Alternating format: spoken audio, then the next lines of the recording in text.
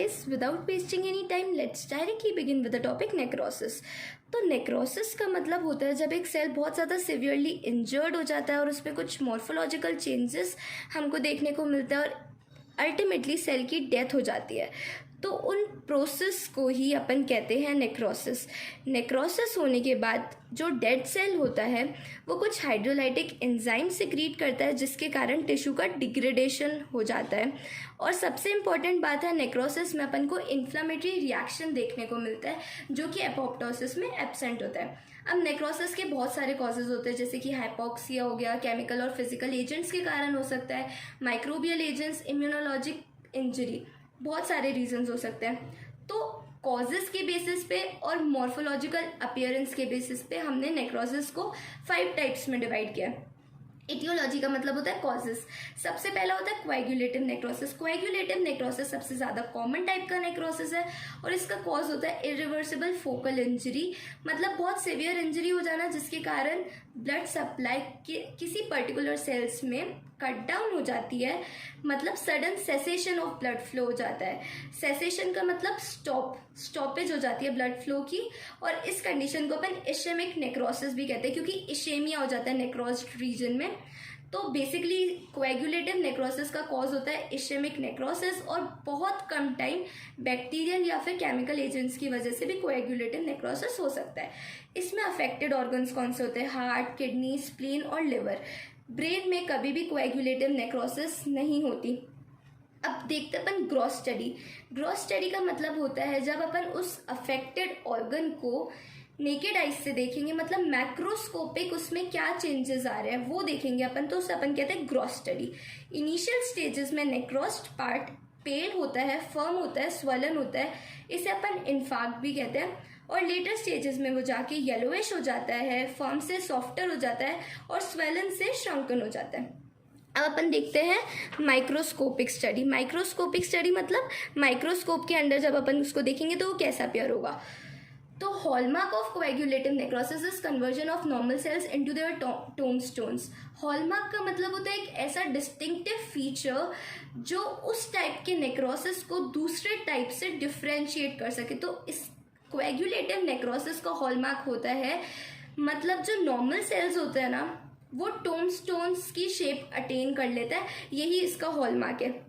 इसमें क्या होता है ना, सेल्स की जो आउटलाइंस होती है वो तो रिटेन रहती है, लेकिन जो साइटोप्लाज्म होता है और न्यूक्लियर डिटेल्स होती है वो लॉस्ट हो जाती है, लेकिन फिर भी अपन सेल कौन से टाइप का है ये रिकॉग्नाइज कर सकते हैं। अब न्यूक्लियर डिटेल्स कैसे लॉस होती है?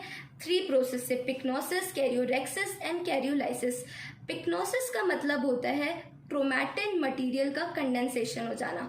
फिर सेकेंड स्टेप होता है कैरियोरेक्सिस, उसमें जो न्यूक्लियस होता है वो स्मॉल स्मॉल फ्रेगमेंट्स में ब्रेक डाउन हो जाता है। और थर्ड स्टेप होता है कैरियोलाइसिस, उसमें जो फ्रेगमेंट्स हुए थे न्यूक्लियस के वो कंप्लीटली डिसॉल्व हो जाता है। तो ऐसे न्यूक्लियर डिटेल्स भी एब्सोल्युटली लॉस्ट हो जाती है। फिर अनदर पॉइंट है, अब जो नेक्रोस सेल है उधर इन्फ्लामेशन देखने को मिलता है। इन्फ्लामेशन होता है ईजनोफिल्स की अमाउंट बढ़ती है, ईजनोफिल्स साइटोप्लाज्म में एंटर करते हैं नेक्रोस्ड सेल के, और उधर उसकी वैल्यू नॉर्मल से जब ज़्यादा इंक्रीज हो जाती है साइटोप्लाज्म में तो नेक्रोस सेल स्वेल कर जाता है, स्वेलन हो जाता है। प्लस वन मोर थिंग, जब इन्फ्लामेशन हो रहा है तो इन्फ्लामेटरी सेल्स क्या करते हैं, उस नेक्रोस्ड सेल का फैगोसाइटोसिस कर देते हैं और उसको कन्वर्ट कर देते हैं फ्रेगमेंट्स ऑफ सेल्स में, मतलब एकदम छोटे छोटे टुकड़े कर देते हैं उसके, और जो लास्ट में बचता है उसे अपन कहते हैं ग्रैन्युलर डेब्रीज। और वन मोर थिंग जो बहुत इंपॉर्टेंट है कोएगुलेटिव नेक्रोसिस में, इसमें लिक्विफैक्शन नहीं होता और जो डिग्रेडेशन होता है टिश्यू का वो भी लेटर स्टेजेस में देखने को मिलता है, क्योंकि स्टार्टिंग में हाइपोक्सिक कंडीशंस रहती है तो उसके कारण जो सेल्स के एंजाइम्स होते हैं वो भी इनएक्टिवेट हो जाते हैं, तो जो डिग्रेडेशन होता है वो थोड़ा लेट होता है। सेकेंड टाइप है लिक्विफैक्शन नेक्रोसिस, इसे अपन कोल्यूकेटिव नेक्रोसिस भी कहते हैं। इसके कॉज होता है इशेमिक इंजरी प्लस फंगल और बैक्टीरियल इन्फेक्शन। और सबसे इम्पॉर्टेंट बात है, जो हाइड्रोलाइटिक एंजाइम्स इसमें होते हैं वो टिश्यू का डिग्रेडेशन कर देते हैं और सेमी फ्लूइड मटेरियल फॉर्म करते हैं। इसी वजह से अपन इसको लिक्विफैक्शन नेक्रोसिस भी कहते हैं, क्योंकि लिक्विड फॉर्म हो जाता है ना, इसमें अफेक्टेड ऑर्गन्स रहते हैं in fact brain and एप्सिस cavity. एप्सिस cavity का मतलब है किसी जगह पे पस अकमलेट हो जाना और उस रीजन में स्वेलिंग देखने को मिलती है। अब अपन ग्रॉस स्टडी देखते हैं। अफेक्टेड एरिया जो होता है सॉफ्ट होता है क्योंकि उसमें लिक्विड भरा हुआ पड़ा है, और लिक्विफाइड सेंटर में नेक्रोटिक डेब्रीज प्रेजेंट होती है। मतलब जो डिग्रेडेशन हो जाता है उसके बाद ऑर्गेनिक वेस्ट प्रेजेंट होता है, उसको अपन डेब्रीज कहते हैं। लेटर स्टेजेस में सिस्ट वॉल फॉर्म हो जाती है नेक्रोटिक सेल के अराउंड। ये तो हुई ग्रॉस स्टडी। इसके बाद देखते हैं माइक्रोस्कोपिक स्टडी। तो जो सिस्ट वॉल बन रही थी उसके अंदर की स्पेस को अपन कहते हैं सिस्टिक स्पेस, और उसमें दो चीज़ें प्रेजेंट होती है, एक तो सेल डेब्रीज और एक मैक्रोफेजेस। और मैक्रोफेजेस में as we all know phagocytosis का मटेरियल प्रेजेंट होता है। फिर उसके बाद जो सिस्ट वॉल है ये बनती किससे है? ये प्रोलिफरेटिंग कैपिलरीज और इन्फ्लामेटरी सेल से बनती है। और अगर अपन ब्रेन के केस में देखें तो ग्लियोसिस से बनती है, मतलब प्रोलिफरेटिंग ग्लियल सेल्स जो कि ब्रेन में प्रेजेंट होते हैं।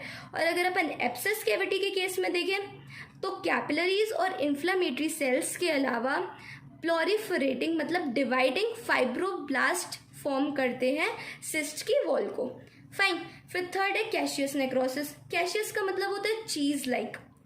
तो कैशियस नेक्रोसिस जो है वो कॉम्बिनेशन है कोएगुलेटिव और लिक्विफैक्टिव नेक्रोसिस का, और ये अपन को देखने को मिलता है फोकाई ऑफ ट्यूबरक्यूलोस इन्फेक्शंस में। मतलब जब ट्यूबरक्यूलोसिस इन्फेक्शन हो जाता है तो उसमें अपन को कैशियस नेक्रोसिस देखने को मिलता है। अब इसकी ग्रॉस स्टडी देखिए तो foci of Cassius necrosis resemble the dry चीज। अब ड्राई चीज कैसा होता है? सॉफ्ट होता है, ग्रैन्युलर होता है, येलोविश होता है। तो उसी तरीके से कैशियस नेक्रोसिस भी होता है। और इसके पीछे हाथ किसका होता है? उसके इस अपीयरेंस के पीछे, चीज लाइक अपीयरेंस के पीछे हाथ होता है उस बैक्टीरिया का जो ट्यूबरक्यूलोसिस कॉज करवाता है, माइकोबैक्टीरियम ट्यूबरक्यूलोसिस। इसकी कैप्सूल में लिपोपॉलीसेक्राइड्स प्रेजेंट होता है जिसके हिस्टोटॉक्सिक इफेक्ट्स के कारण अपन को ऐसा अपीयरेंस देखने को मिलता है। फिर है इसकी माइक्रोस्कोपिक स्टडी। जब हम माइक्रोस्कोप के अंदर देखते हैं तो centre of necrosed focus contain eosinophilic material and the granular debris. मतलब कॉम्बिनेशन होता है कोएगुलेटिव और लिक्विफैक्टिव नेक्रोसिस का। अगर अपन कोएगुलेटिव नेक्रोसिस को ध्यान रखें तो उसमें सेल के अंदर क्या अकमुलेट हो रहे थे? ईजनोफिल्स आकर अकमुलेट हो रहे थे जिसके कारण वो स्वेल हो रहा था। तो उसका तो कैशियस नेक्रोसिस में क्या प्रेजेंट होता है? ईजनोफिलिक मटेरियल। और अगर अपन लिक्विफैक्टिव नेक्रोसिस की ध्यान करें तो उसमें सिस्टिक स्पेस में दो चीज़ें प्रेजेंट थी, एक तो सेल्यूलर डेब्रीज जिसे अपन ग्रैन्युलर डेब्रीज भी कह सकते हैं, और उसमें प्रेजेंट था मैक्रोफेजेस। तो उसका सेल्यूलर डेब्रीज प्रेजेंट होता है कैशियस नेक्रोसिस में। तो मतलब इसमें दो चीज़ें प्रेजेंट होती है, सेल के अंदर नेक्रोस्ड सेल के अंदर ईजनोफिलिक मटेरियल एंड ग्रैन्युलर डेब्रीज। अब सेल के बाहर क्या हो रहा है? इन्फ्लेमेशन हो रहा है सेल के बाहर। सेल के बाहर इन्फ्लेमेशन हो रहा है तो इन्फ्लेमेटरी सेल्स प्रेजेंट होंगे जैसे कि एपिथेलियोइड सेल्स, जाइंट सेल्स ऑफ लैंगन्स, और फॉरेन बॉडी मतलब फॉरेन पार्टिकल्स भी प्रेजेंट होंगे ऑब्वियसली, और लिम्फोसाइट्स प्रेजेंट होते हैं सेल के बाहर। फिर फोर्थ टाइप है फैट नेक्रोसिस। फैट नेक्रोसिस उन एरिया में देखा जाता है बॉडी पार्ट के जहाँ पे फैट बहुत ज़्यादा अकमुलेट है। For example traumatic fat necrosis of the breast especially in heavy and pendulous breast. Second example है mesenteric fat necrosis due to acute pancreatitis. अब मीजेंट्री क्या होता है? मीजेंट्री बेसिकली एक ऐसा ऑर्गन है जो कनेक्ट करवाता है स्मॉल इंटेस्टाइन को पोस्टीरियर एब्डोमिनल वॉल से, और ये पेरिटोनियम का बेसिकली फोल्ड होता है। जो मीजेंट्री ऑर्गन होता है ना, ये उसका फोल्ड होता है। जो एक्यूट पेनक्रियाटाइटिस होता है मतलब पेनक्रियास का इन्फ्लेमेशन होता है, तो उन केसेस में अपन को मीजेंट्रिक फैट नेक्रोसिस देखने को मिलता है, क्योंकि मीजेंट्री जो होता है ये फैट भी स्टोर करता है अपने अंदर, तो उसका नेक्रोसिस हो जाता है। फाइन। अब नेक्रोसिस, फैट नेक्रोसिस में क्या होता है ना, एडिपोसाइट्स का हाइड्रोलिसिस हो जाता है, एडिपोसाइट्स ब्रेक डाउन हो जाता है जिसके कारण न्यूट्रल फैट रिलीज हो जाते हैं और कन्वर्ट हो जाते हैं ग्लिसरॉल में और फ्री फैटी एसिड्स में। अब फ्री फैटी एसिड्स कैल्शियम के साथ कंबाइन होकर कैल्शियम सोप्स फॉर्म कर देते हैं जिसे अपन सैपोनिफिकेशन रिएक्शन भी कहते हैं। Now let's read about the gross study.